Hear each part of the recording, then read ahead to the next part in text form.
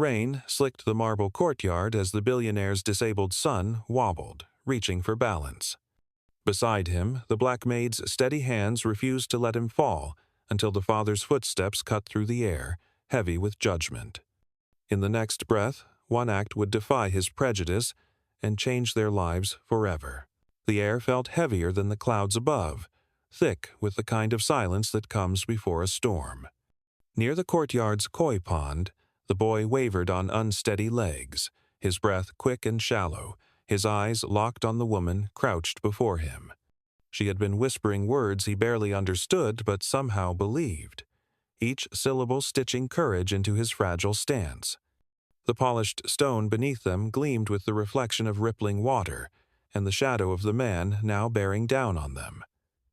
His footsteps landed like verdicts, hard and unyielding, slicing the moment in two.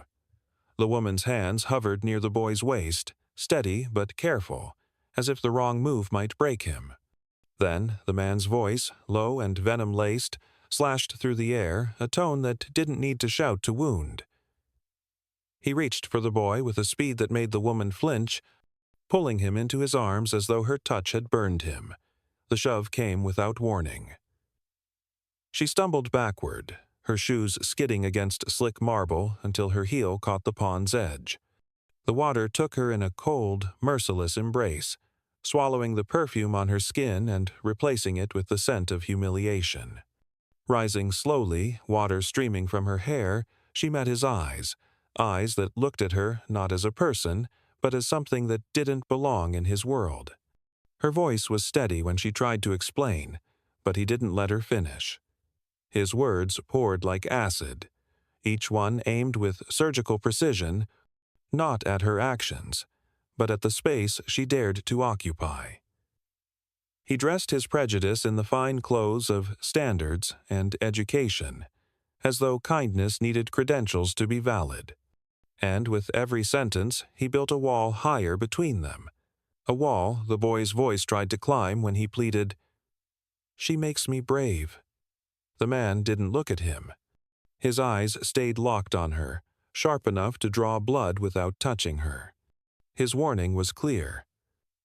One step out of the role he'd assigned her, and she'd be erased from this place, from this city, maybe from the boy's life entirely. Then he turned away, carrying the child whose small arms still reached for her, his cries echoing down the hall until they faded into the belly of the house.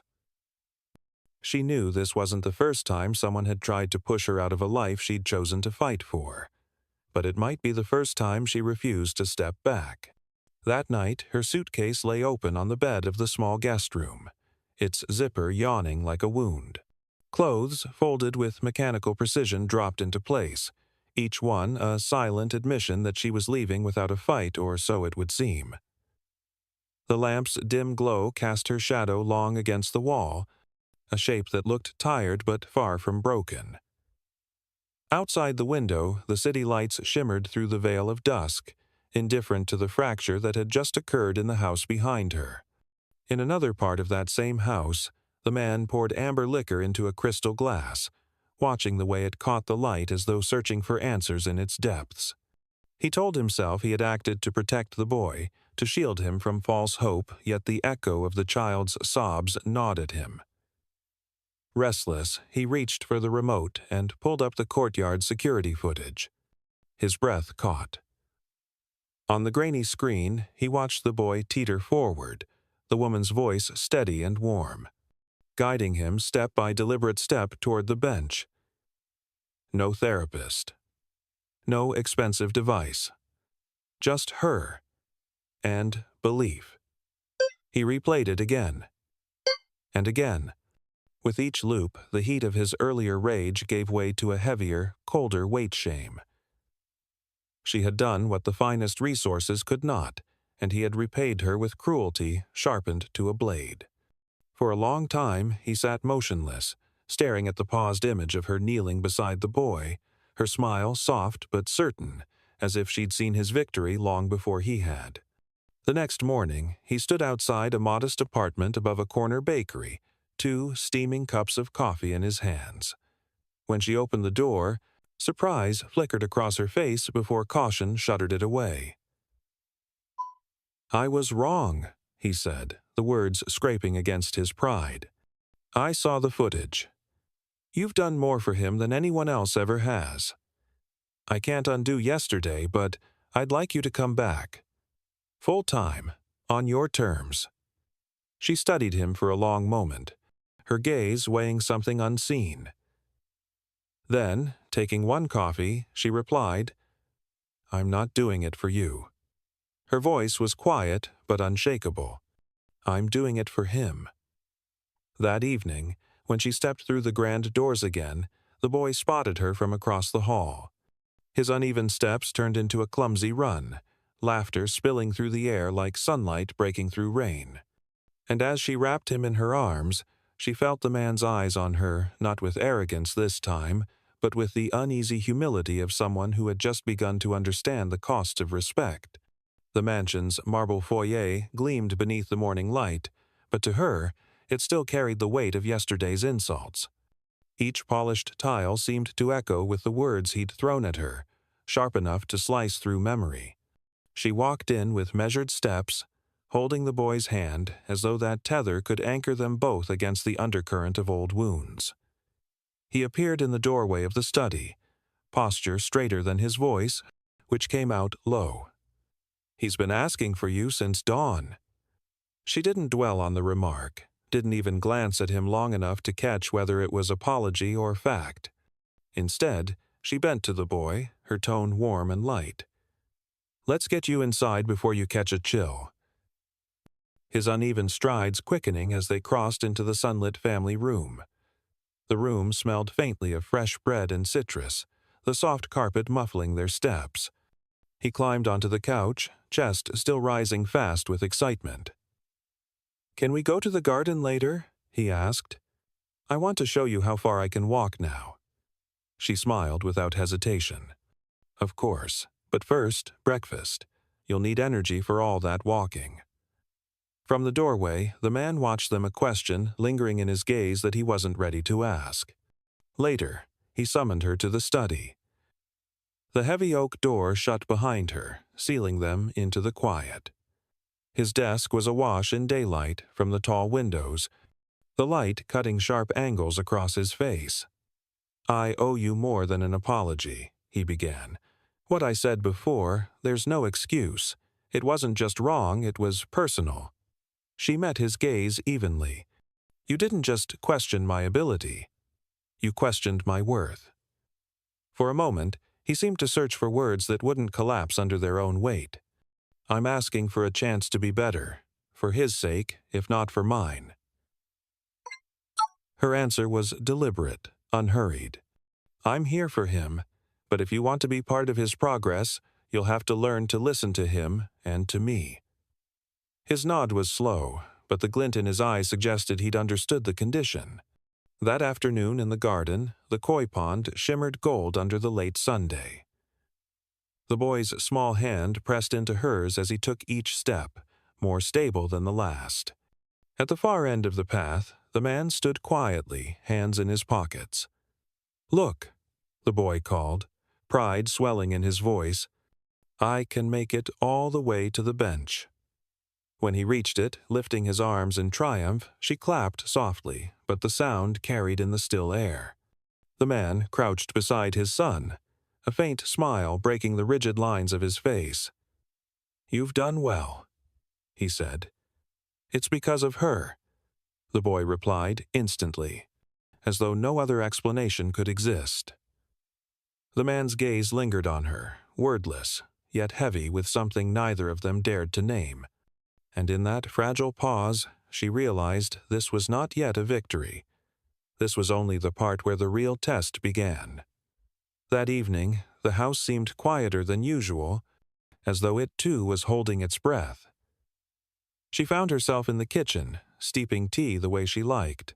No servants, no silver trays, just her own hands and the steady ritual of hot water over leaves. The sound of footsteps approached, slower than before, almost hesitant. He leaned against the doorway, his voice softened from the steel it once carried. "You don't have to make your own tea here," he said. Without looking up, she answered, "I prefer it this way." For a moment, neither spoke, the only sound the faint clink of porcelain. Then he said, "I've been thinking about what you told me about listening. It's not something I've been good at. Not with him. Not with anyone I've already judged. It's about choosing to do it." His nod was slow, as though testing the weight of that truth. "Then I'll choose it." Later that night, in the small room tucked at the far end of the mansion, she sat by the window. The garden lay bathed in moonlight, the koi pond glimmering faintly beneath silver ripples. Just yesterday, it had been the scene of her deepest humiliation. Tonight, it was the backdrop for a fragile victory.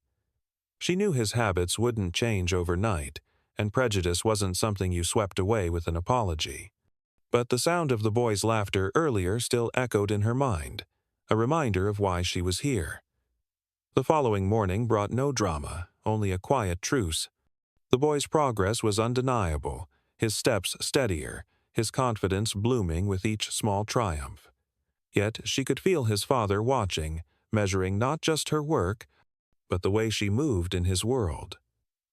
In the therapy room, sunlight spilled through tall windows as she crouched before the boy, urging him forward. "Eyes on me, not your feet," she said, smiling. He took 4 steps, then 5, his small fingers brushing hers before he stopped. "I did it," he laughed. "You believed you could." The door creaked, and his father entered, tablet in hand, eyes scanning the scene. "Better than yesterday?" he asked. "Much better," she replied. But then his tone shifted, and with it, the air. "I want to take him to a dinner next week, a fundraiser. People need to see his progress." She hesitated. "He's making strides, but a crowded event could overwhelm him. Too much noise, too many faces." His jaw tightened. This family has an image. That matters more than his comfort. Her answer was immediate, sharper than she intended. "I'm here to put his well-being first. If you can't see that, we're not working toward the same goal." The silence that followed felt like a stretched wire between them, each heartbeat a threat to snap it. He left without another word. That night, as she tucked the boy into bed, he whispered, "He gets angry when people tell him no." Sometimes people get angry because they've never had to hear the truth, but that doesn't make the truth less important.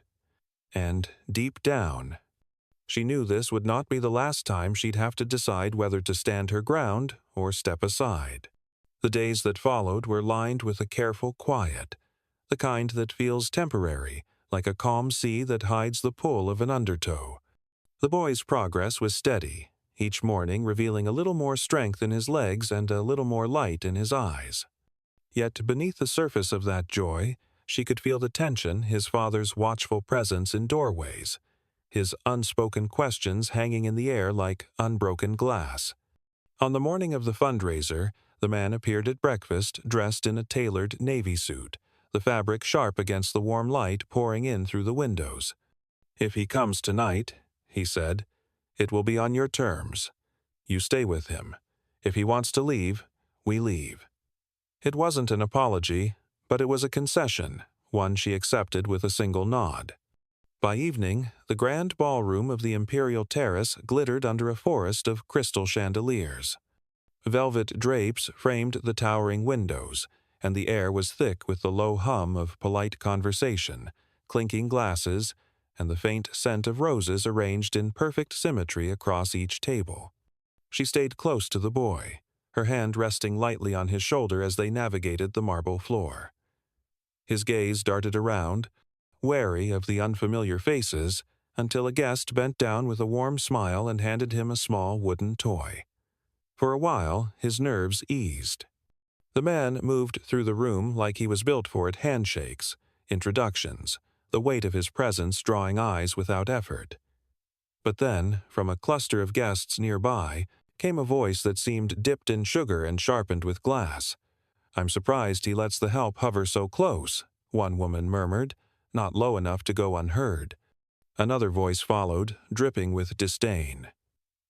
Especially someone like her. The boy's brow furrowed. Why are they saying that? He asked, his voice small but steady. Before she could answer, his father's voice cut through the murmur. Is there a problem here?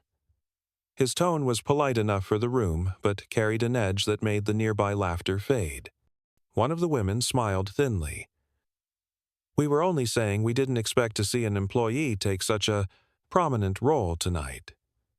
His gaze shifted to her, then back to them. She is not just an employee, he said, each word deliberate. She's the reason my son is walking again, and if anyone has a problem with that, they can speak to me directly. The silence that followed was heavier than the chandeliers above them. The boy's grip on her hand tightened. See? He knows you're good, he whispered. When they left early, the city lights outside seemed softer, almost protective.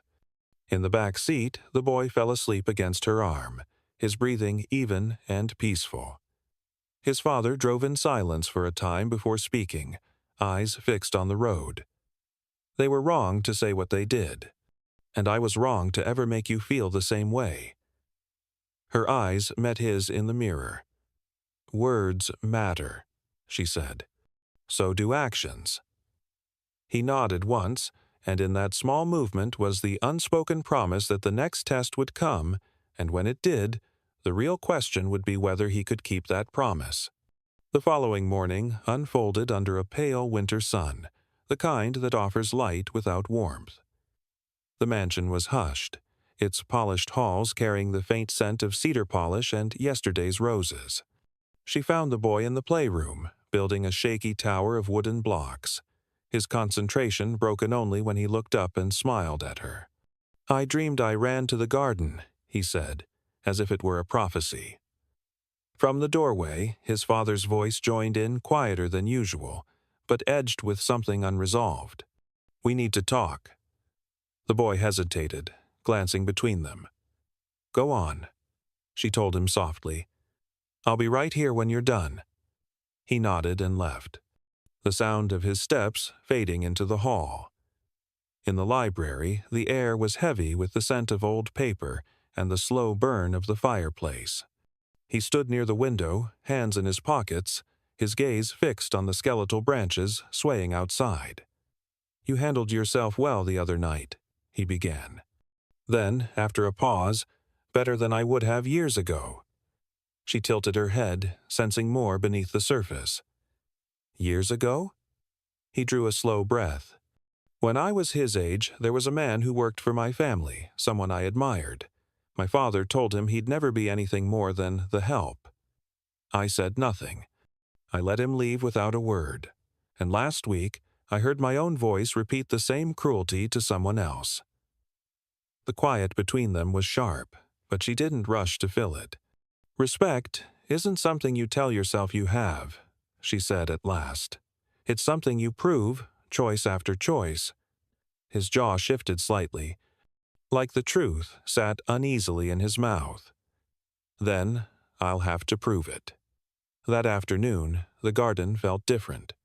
The koi pond shimmered under a rare stretch of clear sky, and the boys' laughter bounced against the stone walls.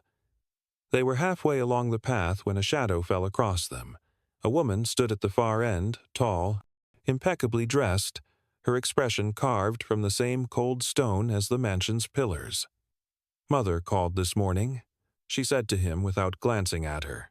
She's concerned about your arrangement here. Her eyes finally flicked to the woman beside the boy, the meaning in them sharp enough to cut. Appearances matter. The family name matters. You can't have this paraded in public. The boy tensed, his small hand gripping tighter.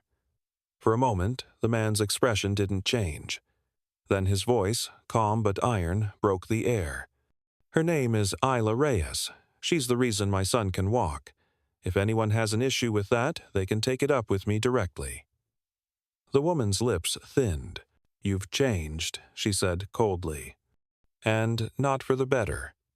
Or maybe, he replied, I've just stopped pretending the old way was right." She turned sharply, her heels clicking against the stone until the sound dissolved into distance. The boy looked up at her, uncertainty clouding his eyes. "Are they going to make you leave again?" She crouched, smiling faintly. "Not if your dad has anything to say about it." The man met her gaze across the garden, his voice steady, certain. Not this time, but in her chest, beneath the warmth of the boy's trust, a quiet warning stirred. This was only the tremor before the real quake. 2 days later, the air in the mansion shifted not with noise, but with the weight of something inevitable. The boy was in the courtyard, practicing his steps, when the gates opened and a man in a charcoal coat strode in. His presence was sharp, commanding, the kind that made the staff vanish into side halls. She didn't need an introduction. His eyes told her exactly who he was, the man who had shaped the sun standing beside her, for better or worse. His gaze swept over her with the cool precision of someone assessing a stranger's worth in seconds. Then he turned to his son. "We need to talk, alone." But the boy's father didn't move. "If you have something to say, you can say it here." The older man's voice lowered, but every syllable was meant to cut. "You've let sentiment cloud your judgment. This woman doesn't belong here, and deep down, you know it." The boy froze, looking between them. She felt the sting of the words but didn't flinch. Instead, she knelt to meet his eyes. "Go inside, love," she whispered. "I'll be there soon." He hesitated, then obeyed, disappearing into the safety of the house. When she stood, her voice was calm, almost too calm. "I'm here because he's thriving. That's all that matters." The elder's lips curled. "That won't matter when the cost comes due." But, before she could speak, the younger man stepped forward, his voice steel. "Then I'll pay it, every time, because I'd rather protect what's real than guard an empty name." The older man's stare lingered, unreadable, before he turned and walked away without a word. The courtyard fell silent again, but it was the kind of silence that promised this wasn't the end. That night, the storm wasn't in the sky. It was in the way the house seemed to hold its breath. She found him in the library, standing by the fire, a glass untouched in his hand. The glow lit half his face, leaving the other half in shadow, as if even the light was unsure which side of him it belonged to. "He'll come back," he said, voice low. "Not to talk to end this." She stepped closer, her own voice steady. "Then we meet him with the truth, not whispers, not fear." His eyes lifted to hers, and for the first time she saw no calculation there, only resolve. In the doorway, the boy's small figure appeared, pajama sleeves hanging over his hands. "Are you leaving again?" he asked, the question fragile as glass. She knelt, brushing his hair back. "No, I'm staying, as long as you need me." From behind her, the man's voice came like an anchor. "And I'll make sure she can." The boy's smile was faint, but it carried enough light to push back the shadows. None of them noticed the pair of headlights slowing outside the gates, or the silhouette watching from behind the wheel. Morning broke with a pale gold light spilling across the marble floors, but the calm it brought was brittle like glass that could shatter with one wrong step. She walked the boy to the garden, his small hand warm in hers, his steps sure and bright. Every few strides he glanced up at her as though making certain she was still there. The sound of the gates opening pulled their attention.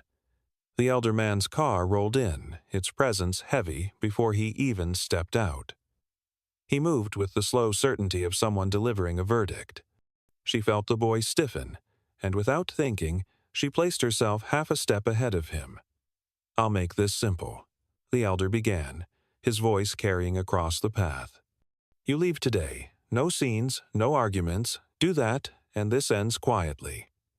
The boy's father appeared from the side terrace, his tone sharp but steady. "This ends when I say it ends, and she stays."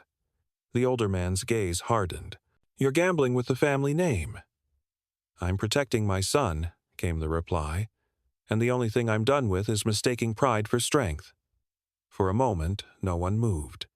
Then the boy stepped forward, not wobbling, not hesitating until he stood between them all. "If she leaves," he said softly, "I stop walking." The silence that followed was different this time. Not brittle, not ready to break, but final, in the way a door closes and doesn't open again. The elder turned away without another word, his retreat swallowed by the hum of the gates sliding shut. She looked down at the boy, then up at the man beside her, and for the first time, she knew this wasn't survival anymore. It was home.